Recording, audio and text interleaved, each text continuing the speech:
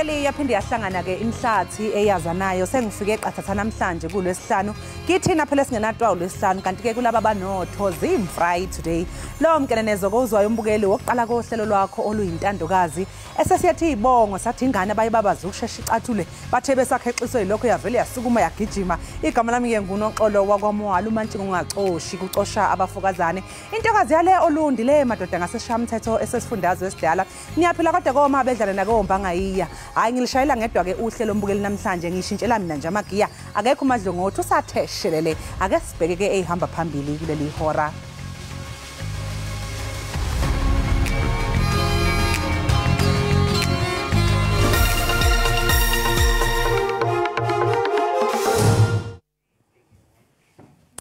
Udedelwe ngebheli inkulungwane eziyishumi zamarandi umculi kanye nomethuliwe inhlelo waziwayo umulimo Maruhanye owaziwa ngelika Jub. uMaruhanye ubhekene namacala abucayi afaka phakathi ukudlwengula ukuzama ukubulala kanye nokushaya. The leadership of the EFF must refuse by all attempt to engage in factional activities. Iqembu lezombusazwe iEFF lizokube libungaza iminyaka eyishumi lasungulwa kanti lo mbungazo walo uzobanjelwa enkundleni yezemidlalo iFNB eSoweto ngempelasonto.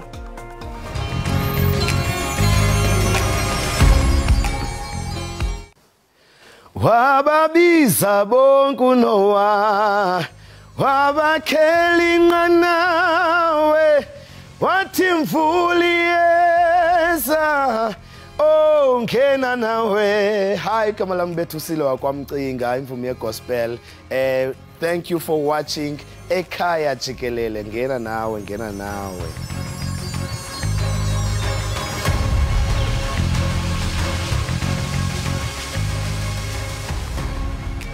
Udedelwe ngebhayili yeinkulungwane eziyishumi zamarandi umculi werap nomethuliwe inhlelo kumabona kude umulimo Jub Maruhanye.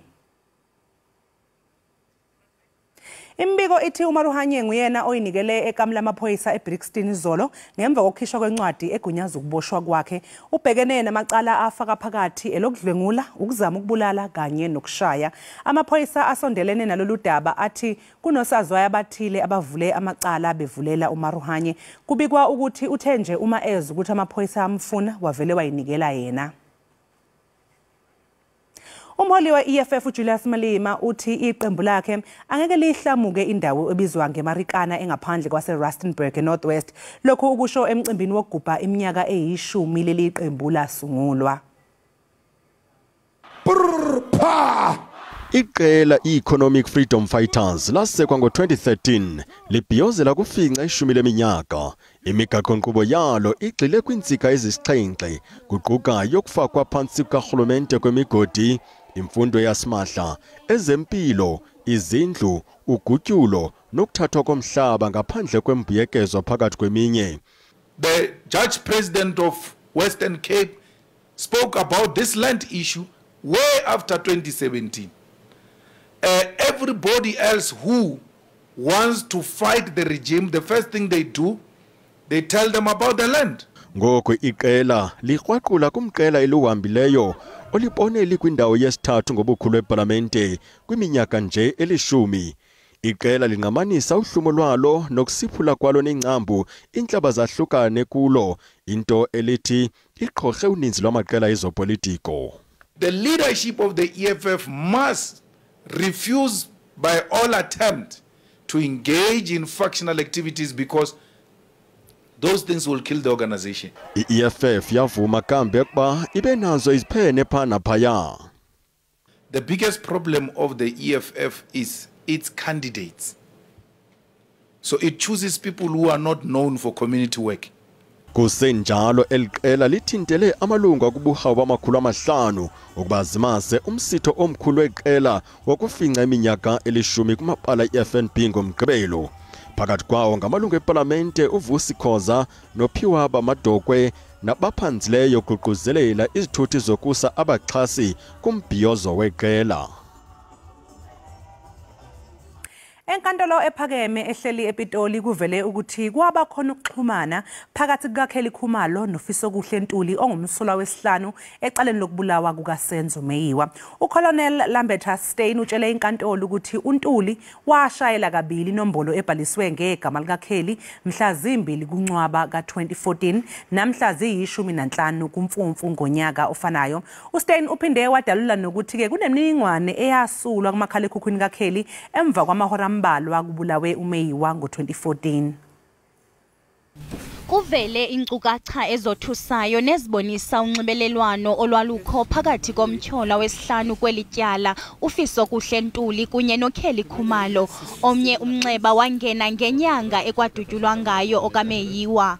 I discovered that Kheli Khumalo with a number 27827 044 358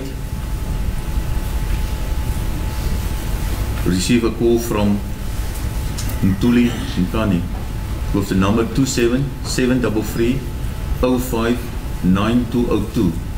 Kwaphinda kwalandela omnye umnxeba. Ukwathe baye bakwazi ukuzifumana inkcukacha ezazicinyiwe kwi-cellphone kaKheli Khumalo. During the cell phone download, the following has been picked up on the device event log with the device boot up at 20:14:10:27 01 51 58 AM. So that's in the early mornings of just obviously the morning after the crime incident. uStein nokwinkonzo yesipolisa ebephonononga phakathi kwezinye izinto ii-cellphone zabo babengaphakathi kwendlu yakwaKhumalo ngosuku ekwagwetyengwa ngalo uMeyiwa. Kulindeleke ukuba uStein aqhubeke ngomso. Lihlehliselwe umhla 3 kuNcwaba icala elibhekene nomlimo neminyaka engama-41 Eastern Cape obhekene nezinsolo zokuthumba, ukudlwengula nokusebenzisa izingane ezisencane. Uzobe ezofaka isicelo sebheyili enkantolo yemantshi yase-Aberdeen. Ndoda ijongene namatyala amahlanu ukudlwengulwa kwanokushishina ngabantu phakathi konyaka ka-2020 no-2023. Igama lomtyholo alichazwanga ngenzame zokukhusela amaxhoba. Uluntu lwase-Aberdeen lumemelela kwelokuba le ndoda ingafumani ibheyile. Thina besinomnqweno ukuba avalelwe angabaphinde aphume phandle. Ahlala iminyaka ngeminyaka phakathi ezitolongweni. Singabahlali base-Aberdeen siyavuya noko i-justice system ithe kanti iyaqhubekeka. Umfolo obekade noko engasonwabise apha emphakathini esenza izinto sometimes simbone engaphandle singazi kwenzeka ntoni, kodwa ngoku siyanqwena ngathi kanti umthetho uthathe eyona manyathelo efuneka bathathile, umfo agwetywe singamboni apha emphakathini nabantwana nabafazi bazohlala besonwabile apha emphakathini. Umtyholwa uzawuphinda avele enkundleni ngomhla we-3 ka-August kwindaba ze-SABC. Ndingulwando Nomoyi, ndise-Aberdeen. Amalungu ekomidi lephalamende elibhekele umnyango wezokuthutha athi isikhulu esiphezulu kule nkampani uHisham Emran ubhekene nomsebenzi onzima wokulungisa le nkampani enengqalasizinda egugile. uEmran uqokwe kulesi sikhundla emva konyaka kungekho umuntu esikhundleni angene kuso. Ngamawakawaka abakhweli kuqukwa abasebenzi kunye nabantwana besikolo abaxhomekeke koololiwe ukuya nokubuya emisebenzini. Nakuba ixabiso labo lifikeleleka, kodwa kuthiwa abanye bayadleka ngenxa yokufika emva kwexesha emisebenzini. Ukwaleka koko bayonakaliswa kwakunye nonatyiso lweenkonzo lwakudala, nto leyo amalungu epalamente athi mayikunikwe ingqwalasela.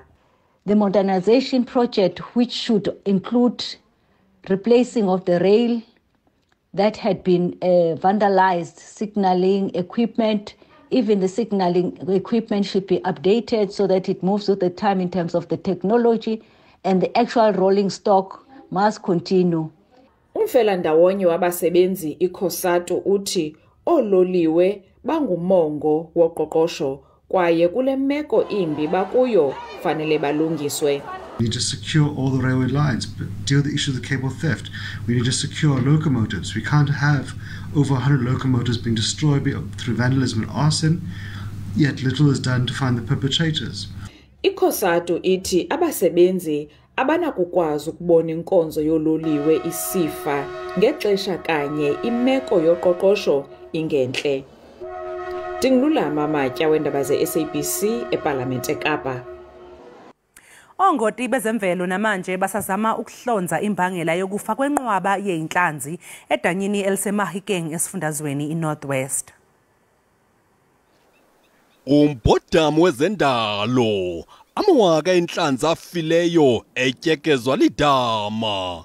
Umlobo selobe inhlanzi iminyaka engaphezulu kwe-15 kwelidama uxhalabile livumba lenhlanzi ezibolileyo eliphuma kwelidama nathi lingabeka ebungozini impilo yabantu.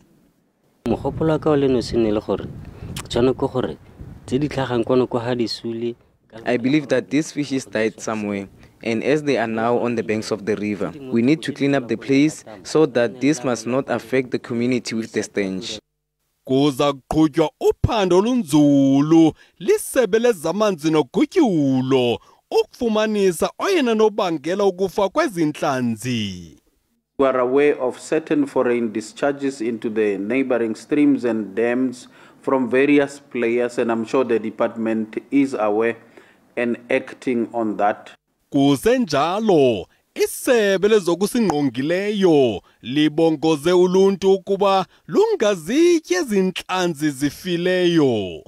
For now, members of the public are urged not to fish or consume the dead fish that is found in that particular dam up until investigations are concluded. Urhulumente uthembise ngokuqulunqa ingxelo ethe gabalala xa sele iziphumo zovavanyo lwamanzi ziqukunjelwe.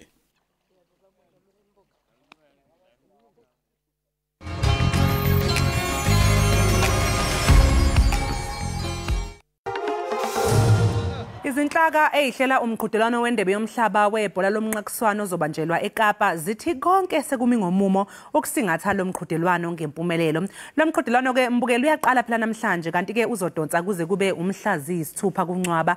Iqembu lakuleli lizobhekana neWales eqoqweni uC emidlalweni okuvula ngehora lesithupha kusasa ntambama. Lisuke lahlala kwindebe yokuqala yomnyazi kwizwekazi iAfrika. Ibhola izokusuka embindini webala ilandelwe ngumsitho ukuvula ngokusesikweni phambi kokuba uMzantsi Afrika neWales zijongane ngempondo ukususela ngensimbi yesithandathu. Isebe lezemidlalo kuzwelonke lithi ukusingatha lomsitho kuzovula ingxoxo wokuhlawula ngoma kulinganwe amadoda nabasetyhini. There are still some countries that had not resolved the contractual disputes or payments between their national clubs and federations. It's quite sad. And I can tell you for one reason, it's because it's women. Because had it been a men's football, you wouldn't be having such problems. We tried our part on an incident that would have embarrassed South Africa. On the eve, at the door of their departure, there was an incident of Banyana. We hope those issues are a function of leadership. We are learning. Isixeko saseKapa sithi sichithe phansi izigidi ezingama-40 kulo mnyhadala. Because if you do a deep dive into the numbers from February to March, over 417,000 people attended events in Cape Town, and those events created more than 11,000 jobs. Sithi ICC ayizokuchatshazelwa yinkqubo kacimicimi yaye izokugadwa ngamagosa okhuseleko abucala. Kuzokuba khona indawo zokubukela ekhaya elitsha, Langa, Bellville, Mitchells Plain ukuncedisa abo bangakwazanga ukuthenga amatikiti. Athule Joka kwindaba ze-SABC eKapa. Ake mbukeli njengoba wazi ukuthi thina la ekhaya Jikelele asigcini nje ngokuthi sikunikeze indaba kuphela kodwa siphinde sikupholise ngomculo omnandi owulozolo. Njengamanje ke mbukeli sengiphonsa intambo kumculo wethu ofile namhlanje uzosivakashela igama lakhe uLinda wakwaGcwensa uzoshayela ingoma emnandi mbukeli azivele siye kuye simuzi ukuthi usiphathele. Edlula ngasekha ehamba nabangani bakhe kwavele kwajamingo ngaphathwa nayikhaya kwangathi ngiyasangana webantu ake nishoni nake nayibo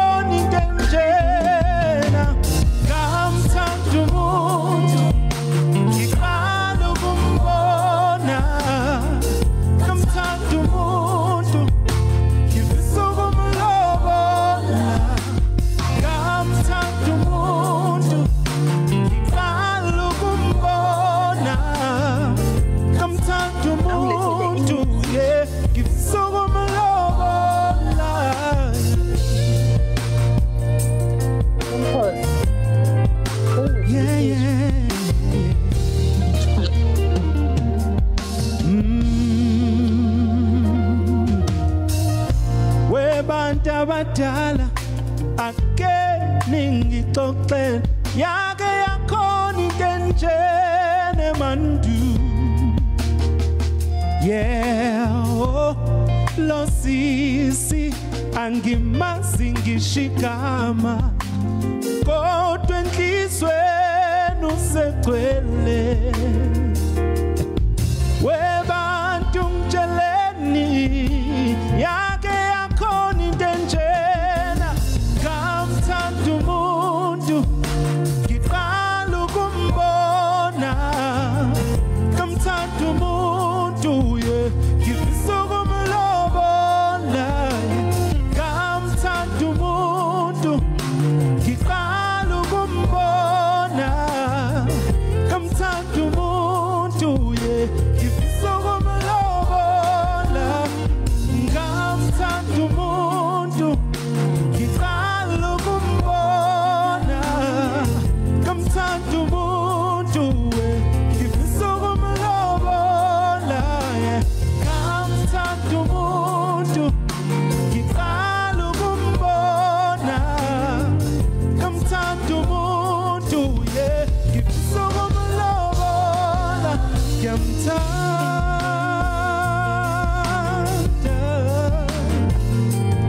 lo sisi ngifuna ukuba naye ngiyamthanda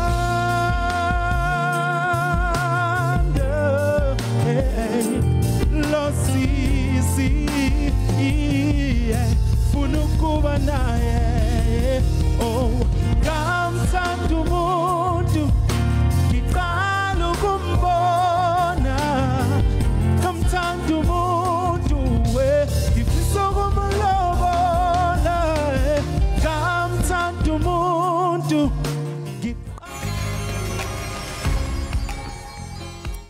Siphinde sikamkeleke mbukeli Ekhaya Jikelele wazi wamnandi umculo esiuphiwe ubhuti uLinda wakwaGcwensa igama leculo lithi wamthanda umuntu. Njengamanje ke mbukela ke siqhubekele phambili ke nokho singene kwezemidlalo ngoba sinesivakashi esikhona esixhumana nalo ngohlelo lweZoom. Uyaqala phela namhlanje umqhudelwano obhekwe ngaba umvuno kuwumqhudelwano nje wendebe yomhlaba yenetball. Kanti ke okwenza ukuthi phela lo mqhudelwano ube nesasasa. Kulo mqhudelwano kukhona iqembu lesizwe la kuleli Proteas eliqhathwe namaqembu afaka phakathi iJamaica. Ukuthola kabanzi ngalokho sixhumana nowayengumengameli wenhlangano elawula ibhola lomnqakiswano kulelizwe iNetball South Africa uMimi Mthethwa. Mimi sikubingelele sikamukele ohlelweni uhlezi kuyintokozo uxoxisana nakanye nawe lapho ohlelweni lwethu. Ngiyabingelela kinina nabo bonke ababukeli bohlelo lwenu. Nawo umqhudelwano ke ebese ubheke ngabo mvamehlo aphezulu kamaphaphu njengamanje. Hey aphezulu kakhulu kodwa ke hayi mina nginethemba elikhulu ngoba bazicije ngokwanele futhi siqala kahle asiqali vele ngalomdlalo omkhulu ekulindele ukuthi kubonakalise kuzokwenzekani siqala ngeWales so kuzoba kahle kakhulu ngibonile nje iWales nayo icije kahle ngoba ibikade idlala namanye amaqembu futhi akhona beyilolonga kodwa nje nginesiqiniseko sokuthi hayi impela kuzoqhwiza umetshiso namhlanje ntambama. Manje ubona ukuthi ke amalungiselelo eqembu lesizwe ahambe kahle kodwa. Ahambe kahle kakhulu sisa ahambe kahle kakhulu ngoba akukho lapha esizwa khona ukuthi khona abalimele so laba abakhethwa nje abawu12 abazosimelela impela bami ngomumo bengibona futhi nakuma social media nabo beyisholo ngokwabo ukuthi sebelindele nje ngempela ukuthi ziqhathwe. Ubani nje eqoqweni ke esikulo esibona ukuthi hayi angalithwalisa kanzima iqembu lesizwe. Mina nje njengamanje bonke ngibona ngathi bayafana ngoba onke amaqembu nje obefikelana nje uthi uma usuka ezweni lakini unitshela ukuthi nonke niyobuya nendebe so ke nje wonke umuntu kufanele ukuthi njena mabedlala naye bayitshele nje ukuthi naye ufuna ukubuyela nendebe emuva ngakho ke wonke umuntu kufanele bayimisele kakhulu mangabe bebhekene naye ngoba akekho ngempela ezodembesela so nje ngokwami ngithi nje onke amaqembu nje oba ekhona nje u16 anomfutho olinganayo anamandla futhi alinganayo ama-Super Proteas ke kufanele nje kuhlale kukhona emqondweni lokho ukuthi akekho ngcono kunomunye bangalindeli nje ukuthi kuzoba iJamaica kuphela mhlawumbe okufanele ukuthi baqinise kuyo kodwa kufanele nje badlale kakhulu namhlanje nje ukuqala kahle namhlanje kuzokwenza ukuthi isizwe sonke sibe behind them kakhulu ngoba kuzokwenza ukuthi babone ukuthi ena wonke umuntu ongenayo babhekana naye sengathi owamanqamu. Ngiyabona ukuthi njengoba bezoqala nje ukudlala neJamaica ngiyayibuza ukuthi engabe lapha eqembini leJamaica ngobani ke abasatshwayo abangasinika inkinga kulo lelo qembu. Hey vele phela uyabona Shamira Sterling no Jamil Fowler ukapteni wakhona sekubuye nano Romelda Ekheno kade owayekade khona kudala ekade edlala khona lapho futhi ena eJamaica edlalela iJamaica ukadlale futhi nane American basketball so nje abadlali abanohlonze labo ngibona uShamira emuva no KDN uShamira no KDN bakhombana kahle kabile emuva beama defender bese kuthi phambili ke sibhekene nezinzuka ayigay ngoba phambili bafolosa ngabantu abade futhi asebemkantshubomvu uJanil Fowler njena siyazi ukuthi udlala kahle kakhulu wina kuza kuyiqembu lakhe alidlalelayo kwiSuper League yaphesheya and umdlalo ovelele osewine indondo lapho mhlambe ka4 noma ka5 bemwinisa ngawo amava akhe ngawo amagalelo akhe njengoba uyakhombisa ukuthi impela nje maseke walibamba vele suye seliyaphakathi so ngibona labo badlali kakhulu abathathu eJamaica abazosimisa kabi uma besibhekene nayo. Hayi ubona ukuthi ke manje iqembu lethu ke lingahamba liphelele kuphi ke sisimimi singayinqoba yini le ndebe? Hayi mina ngibona ukuthi lo nyaka unyaka wethu. Uyabona njengoba sagcina ngo1995 njena silala isibili sidlala neNew Zealand lo nyaka lona ke unyaka wethu wangampela angiboni singangeni komanqamu ngibona singena kwamanqamu futhi ngibona sibuya nayo indebe ngoba phela phezulu ekhulwini sicishwa intokazi endala esimkantshubomvu ebaqonda kahle labeso besidlala nabo ngoba isiyadlala nabo kakhulu futhi isinazo ekhabetheni layo izindondo iwina indebe yomhlaba Australia okuyiqembu lapha eqhamuka khona ngikhuluma ke ngoNoma Plama esaziyo ukuthi umkantshubomvu kulento yenetball ngeke ngafunda njena ngifunda ukuthi ba comment abathini bona abantu beAustralia ngaye bayasho ukuthi hayi uyabona mangabe nje ubhekene naye ehleli ngale wena kwebhenji usuke esazi nje vele ukuthi uzodlala kanjani ungakaqali nokudlala ngakho ke kwesinye isikhathi uvela kwehlule nje ungakaqali so lezo nkulumo lezo zisenza siyabantu base South Africa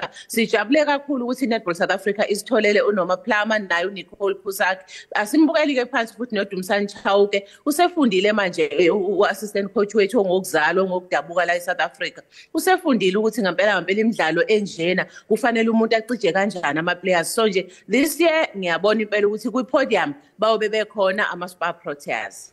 Sicela nje ke ukuthi usibalele sisimimi labo badlali mhlawumbe ufune sibabheke ke sithi nje uyabona ke laba sigabe ngabo uma ngabe nje bekhona hayi izinto izosihambela kahle. Hayi umdlalo oqala nje eqhulwini esigabe ngayo kufanele kube uLenis Potgieter usesikhombisile ukuthi akabhekani amapala akawabheki mangabe sekufanele impela nje elingene phakathi wenza sure ukuthi uyalifaka nanokuthi ke use strong mentally ngoba usedlalile ama World Cup akuyona eyokuqala yakhe le sibuye sibuke naye ke ubo ukapteni wethu ngoba uma ngabe phela amasotsha eyohlasela adinga umkhuzi ozokwazi ukubona ukuthi yabona ke manje sekufanele sishintshe senze ngenye indlela ubo ke iWorld Cup yakhe yesifole so ngamanye amazwi usemkantshubomvu ekudlaleleni isizwe esimele kuma World Cup ikakhulukazi ngoba waqala futhi naka under 21 so mangi-eda nama World Cup ne-World Cup awadlalile eseku under 21 kungaphezulu kwa4 so ubo siyamthemba uKarla le emuva ngiyazi ukuthi uzobe bahlanganisa bela badlala lapha nako wing defense so nje ama players engiwathembe kakhulu yilawo kodwa futhi kukhona noElmery lengane encane le abayifanisa noIrene van Dijk uyabona leyo ngane leyo uma ngahle bayifake izosikhombisa ukuthi ingani ithi seyincane kangaka nje bese bayayifaka Basike nje sengisho konke lokho bonke abazongena abawu7 okuzoqalwa ngabo mina ngiyabethemba ngoba lama players awu12 akhethiwe onke anamandla alinganayo futhi onke alambe ngendlela efanayo ukuthi sithole ukuthi sikunqobe kulomncintiswano. Ngiyeza sesimimi njengoba nje uPaula ke ngodaba lwengane encane uthi sasencane kufuneka isikhombisa ukuthi kungani ikhethiwe sasencane kangaka. Mhlawumbe ikuphi lapha ebidlala khona ngaphambi kokuthi ke ize ibe khona lapha eqembini lesizwe. Nanokuthi mhlawumbe amaligi asiza kanjani mhlawumbe eindaweni emaprovinsini kanje ukuthi bacijeke abadlali ukuthi by the time sekufika isikhathi lapha bekhethelwa iqembu lesizwe bacijekile. Yona le ntombazanyana esencane idlala lapha kuma Flames. Ama Flames siyazi ukuthi iqembu elidlala kwi league ye netball lenesinayo ye Telkom elimelele iNorthwest. So idlala lapho ngiyacabanga futhi ukuthi kuyasiza ukuthi kube khona no user okungama tournament lawo adlalwa ama university ngoba vele phela siyazi ukuthi ama players amaningi lawa esesinawo nje kuleli izinga leli lokuthi asimele emqhudelwaneni womhlaba asuke eqale khona kakhulukazi acijeka khona ema university ngoba ema university kunayo yonke into efanele yokusupporta umuntu mangabe khula player edlala. So le ntombazanyana idlale lapho kuma Northwest kuma Flames ase Northwest and iyakhombisa ngempela ukuthi iyakhula. Masiyibona sidlane simbona edlala uyakhombisa ukuthi uyakhula ngempela. Ingakho njena ephinde wakhethwa enye iqembu lase New Zealand lapha azohamba yodlala khona kwi Super League yakhona. And siphoxekile ukuthi uthe sekhethiwe wasuyalimala sangabe sakwazi ukuthi simbone naye futhi wangabe salithola leli thuba lokuthi acijeke ngokuphelele edlala namanye ezinye izingwazi edlala kakhulu zaphesheya. Kodwa njengoba ngisho nje kuyasiza ukuthi sibe nama university asupporte abadlali benetball ngoba bathi uma sebefika eqembini lesizwe uthola ukuthi sebeqine ngokomqondo baphinde futhi ba ready nangokomzimba. Hayi siyamfisela abantu engathi angalulama phela kunezokwazi ukuthi asibonise ukuthi yini le ayiphethe abaphathele bona ke nakhona le eNew Zealand. Sesimimi yini ocabanga ukuthi mhlawumbe kumele yenziwe yithimba labaqeqeshi beqembu lesizwe ukuze nje linqobe? Ngicabanga ukuthi abaqeqeshi nje kufanele ukuthi mangabe nje ama players esezongena bakhulume nawo kabanzi ukuthi ngale kokuthi sifuna kubuye nenkomishi kodwa umdlali okhululekile emqondweni udlala kahle kakhulu. Okukhulu kakhulu noma bezosimela siyizwe laseMzansi Afrika kodwa nabo bazozakhela amagama ngokuthi kufanele bakhombise phela ukuthi ingani bekhethiwe. Abaqeqeshi bazobe bekhuluma nabo bebaqinisekisa ukuthi sinikhethe ngoba sinithemba. Uma ngabe nizongena lapha phakathi kufanele ningene nenze lokhu ebesikhuluma ngakho ngenkathi sisazilolonga kodwa futhi okukhulu kakhulu umuntu angene adlale ajabule athokoze. Mhlamba ngicacise futhi ukuthi njengoba ngithi le ntombazanyana uElmere ulimele akalimele manje kodwa waye sebonwe yiqembu laphesheya lifuna ukuthi ayodlala khona wase eba ne-injury lokho kwenza ukuthi angabe saqala adlale lapho.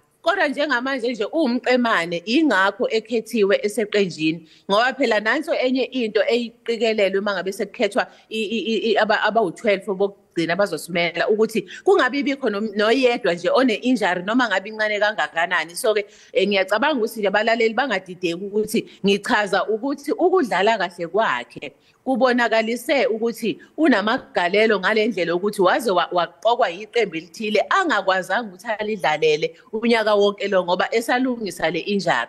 Kodwa babembona ukuthi uright njengoba namanje futhi akasena injury akasena lutho sizombona kahle esidlalela. Kwaze kwathokozisa ke kuza lezo ndaba ezimnandi. Sisimimi hlezi kuyintokozo nje uxoxisana nawe la ekhaya Jikelele. Sibonga kakhulu ke ngesikhathi sakho sikufisele nosuku oluhle. Ngiyabonga kakhulu nami ngiyacabanga nje ukuthi abalaleli bazolokhu belandela njengoba ngihlale ngisho nje nasey'nkundleni zokuxhumana babuke ngoba kuningi okushiwoyo ngama players. Kuba kuhle kakhulu kube mnandi mangabe ubona iplayer ubona umdlali okumelele usuwazi kabanzi nangaye kuyavezwa nje nanokuthi baqhamuka kuphi bathanda ini baqala kuphi. So singagcini nje kuphela mhlambe silindela lezi inkundla zasekuseni kodwa nje sibuye futhi sifunde nangabo. Ngifisela nabo bonke abazobe bekuma fan parks athe chithisaka la eMzansi ukuthi babukele kahle kumakhaza kulezi insuku kodwa uma ngabe umdlalo usushisa njengoba izobishisa imidlalo lesizoyibukela azophela amakhaza. Ngiyacabanga ukuthi sizojabula sonke eMzansi. Sibonga kakhulu ke sisimimi mbukeli ke njengamanje asithi $8 sizobuya emva komzuzwana.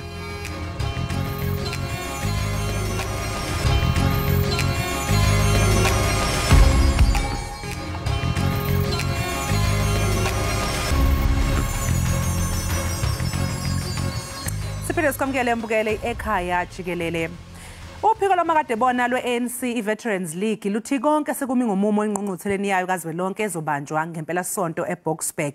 Mbukeli lolu phiko olumemezele ukuthi asephuthuliwe amalungiselelo alomcimbi nalapho phela umgqugquzeli walolu phiko udokotela uSnuki Zikalala ezobangisana isikhundla sikamengameli nowayelilungu lesigungu esiphezulu se-ANC futhi esophikweni lomakadebona lweqembu uTony Yengeni. Lukhuluma ke nabeyindaba ngaphambi kwangqungquthela yalo lolu phiko luzwakalise ukukhathazeka ngokuthi ukusebenzisana kweqembu elibusayo i-ANC kanye ne-EFF kuphazamisa isithunzi nokuyigqaja kwalo. Uzikalala ke uthi lokhu ngezinye nje zezinto ezodingidwa engqungqutheleni yayo kazwelonke yeinsuku ezintathu ezoqala ngoLwesihlanu. We are saddened by that, and we have raised it with our leadership that getting involved and with the EFF, it really takes our dignity away and our pride away. And so we said this must be addressed. And so the leadership has promised us, the top 7, they promised to meet with the Veterans League leadership so that we address this issue. Because it does not make us look good as the African National Congress to go into a coalition with a party that does not believe in the values of the ANC, does not even respect our constitutional democracy, does not even believe in the rule of law in this country. And so we cannot go into a coalition with such a party. You cannot.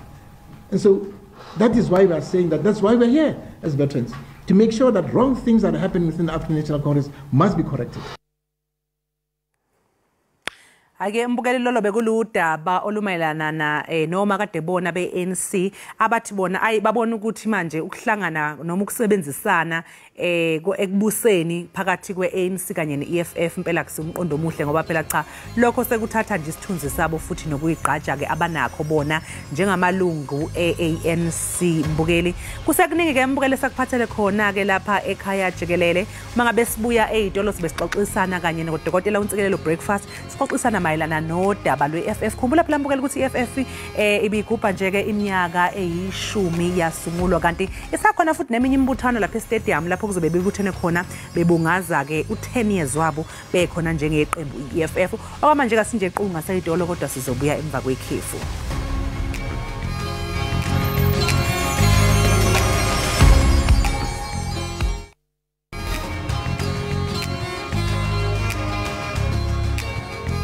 Sikwamukele mbukeli wekhaya Jikelele Lesihlanu namhlanje mabo Lesihlanu ke senzani thina la ekhaya hayi senza isiqiniseko sokuthi siyanandisa kuba mnandi ukuze wena mbukeli ulapha ekhaya uhlale phansi unethezeke ujabulele uthokozele uhlelo uzo nomculo omtoti nomnandi oshaya ngolozolo njengamanje ke mbukeli uLinda Gcentsa uzosiphinda futhi ngengoma emnandi ake sizwe ukuthi usiphatheleni this time.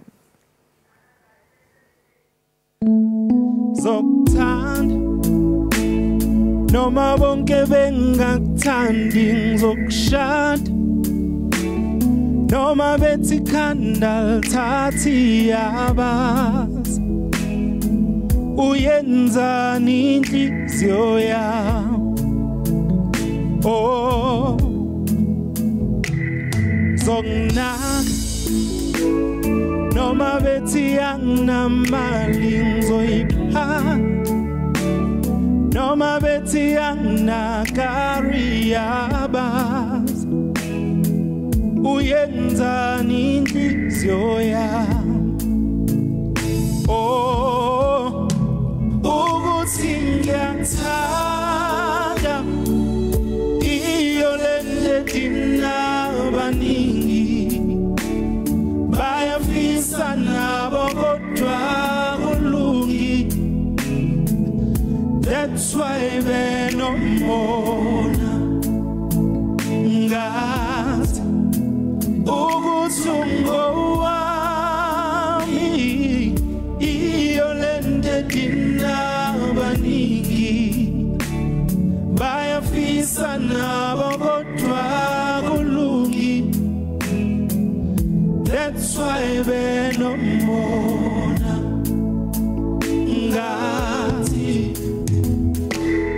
Oh baby, oh yekela bantu bathethe wena themba mina ngoba ngiyazi uyenzani inhliziyo yami oh hey ngathanda wena kubo bonke enhlizweni yami uyikho konke abazi uyenzani inhliziyo yami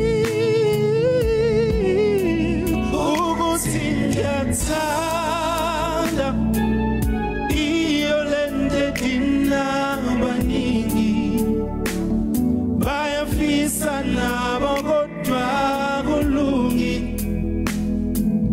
that's why benomona ngathi ukuthi ungowami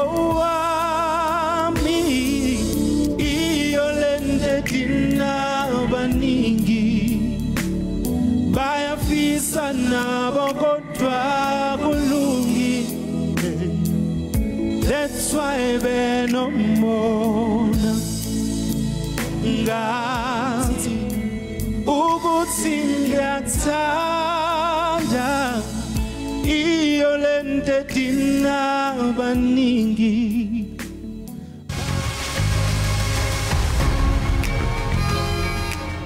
Siphinde sikamkele mbukeli ekhaya Jikelele. Sibonge kakhulu ngomculo omnandi esiulethelwe uLinda kwaGcwensa. Sikuthembise futhi ukubukela ukuthi cha asikaqaqedwe. Sakho nomunye umculo ozolokhu ukhona. Wena hlala phansi nje wenza isiqiniseko sokuthi ke awuphuthelwa.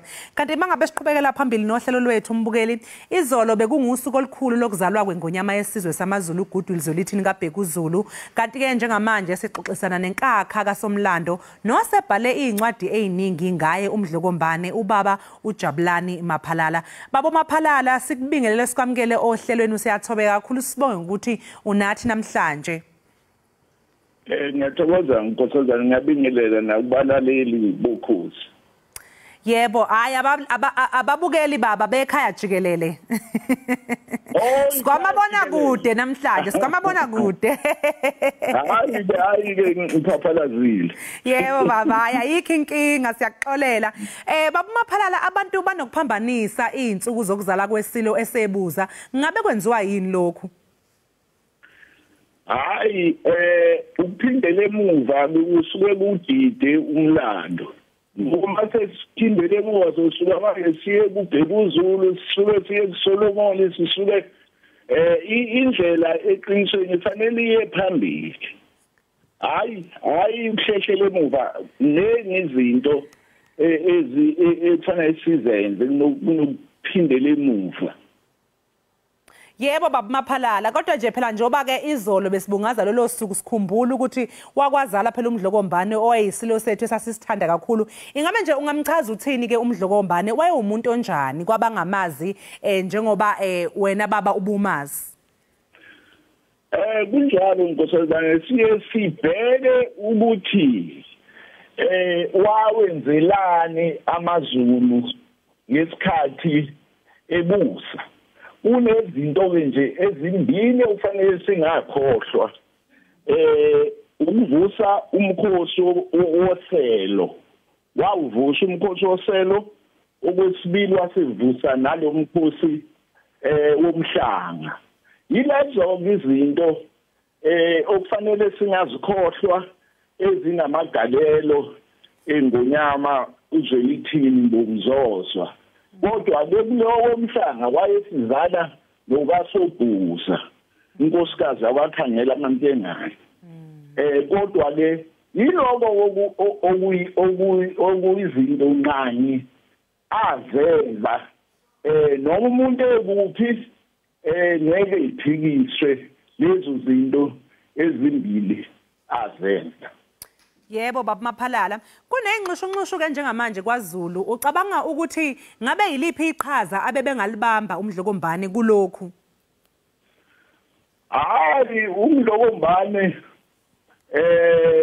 iqhaza wayengalibamba, mina ngithi ngasho kungaka esaphila, ngasho engakaphili esaphila ngathi ozolandela ozozalwa ngokaSobhuza.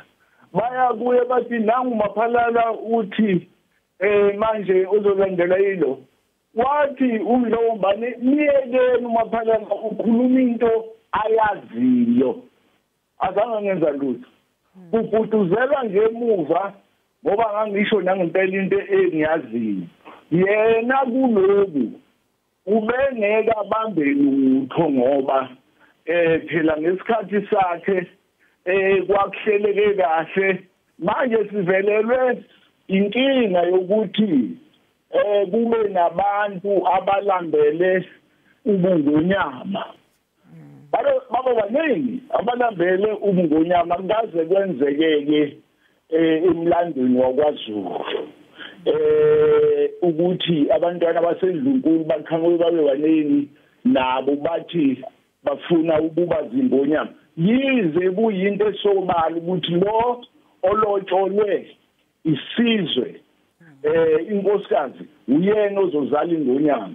manje qhamuka basekhohlo umntwana ukuza bazi kwaza amashasha uqhamuka nabazalelwa ngaphandle umntwana usimakade manje ke inqushumushu kwele uma ihlalelwa phansi iyashayisana nesiko elisukela kude endulo manje ke imali sekhona ke bayafaka ke inkantolo bafaka enkantolo kodwa akakuqondene nomlando lo uqondene nje nokuthi umuntu athi nami ngaba yingonyama ile inkinga esibhekene nayo njengamaZulu ngokubona kwami ke lo obekwe ngokusemthethweni nawesiko kufanele ahlabele phambili ngisho ke isilo indlula mithi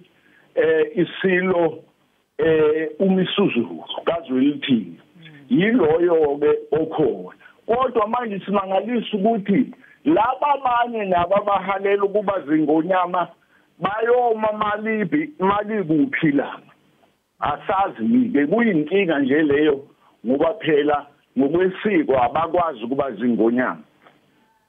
Yebo baba Maphalala awusibonge kakhulu ngolwazi lwakho baba namhlanje ekseni sikufisele nje ke nosuku oluhle. Hayi nami ngiyajabula kwikhaya kanti ikhaya ngithi usiyayiredeema. Sibonge kakhulu ke baba ngesikhathi sakho. Hayi ngiyathokoza ngosebenzeni ngiyabona. Mbukeli okwamanje kasisiqu 8 kodwa masibuya sobuya ke sesingene ehoreni lethu lesibili sesihamba nehamba phambili.